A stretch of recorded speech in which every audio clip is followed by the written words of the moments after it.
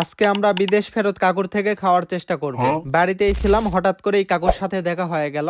আমাদের এই কাকু কিন্তু সদ্য সৌদি আরব থেকে দেশে ফিরেছে। ওনার পকেট ভর্তি রিয়াল, মানি ব্যাগ ভর্তি টাকা, কিন্তু উনি আমাকে বলিচ্ছে, না রে বাবা, আজকে তোমাকে আমি খাওয়াতে পারবো না, অন্য কোনো দিন। কিন্তু আমিও তো ছাড়ার মানুষ না, ওনাকে বলিচ্ছি আজকেই খাওয়াতে হবে। তো আমি আর বড় ভাই ওনাকে বলার পরে প্রথমের দিকে নানা করতেছিল, পরবর্তীতে বলে ঠিক আছে আজকে তোমাদেরকে আমি খাওয়াবো। যেহেতু আমাদের বিকেল বেলা এরকম কথা চলতেছিল, এই জন্য কিন্তু আমরা দূরে কোথাও গেলাম না, গ্রামের পাশের বাজারটাই আমাদের ডেস্টিনেশন। বিদেশ থেকে এসেই কিন্তু একটা উনি নতুন গাড়ি কিনেছিলেন এবং ওই গাড়ি নিয়ে আমরা বাজারে আসলাম। গ্রামের বাজারে বেশি আইটেমের খাবার পাওয়া যায় না, এই জন্য আমাদের বেস্ট অপশন ছিল পেঁয়াজু এবং মিষ্টি। তো আমরা পেঁয়াজু আর মিষ্টি অর্ডার দিয়ে খাওয়া শুরু করলাম। খাওয়ার সময় আমাদের গল্প শুরু হয়ে গেল। উনি বলতেছেন মাত্র 3 মাসের ছুটিতে দেশে ফিরেছেন, এই 3 মাস পরিবার, আপনজন, গ্রামের মানুষের সাথেই সময় কাটাবেন, তারপরে সব মায়া মমতা ত্যাগ করে আবার বিদেশে ফেরত যেতে হবে। এই কথাগুলো শোনার পরে সত্যি মনটা খারাপ হয়ে গেল। হাসি ঠাট্টার মাঝেও কিন্তু কষ্ট লুকিয়ে থাকে। বিদেশে রোজগার মানেই শুধু টাকা না,